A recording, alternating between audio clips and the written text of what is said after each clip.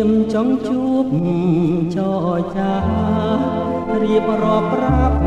អូនថាស្នេហាមកស្មោះស្រីសូមមេត្តាត្រាប្រណីដល់ចិត្តដែលលោកបែទេលើពិសេសជាច្រើនខែឆ្នាំអូនដឹងទេ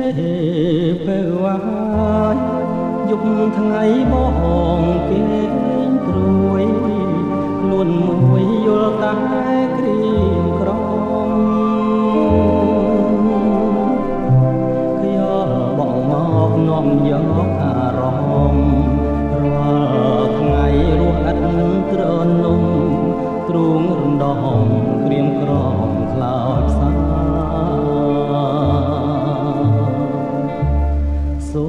មឆ្លើយប្រាប់ផងឆ្លើយមកនួនល្អឲ្យបងអស់ក្តីសង្ការគុំឲ្យបងទុំខាសូមឆ្លើយប្រាប់ថាស្នេហាមួយម៉ាត់មកហើយនាងជាគ្រាបាញ់ចប់សូមអូនឆ្លើយប្រញាប់ប្រាប់មកពីសេស្ម័គ្រមិនស្ម័គ្រក៏សូមស្រដីគុំឲ្យបងព្រួយរីងរេដោយសារស្រីមិនទាន់ឆ្លើយបង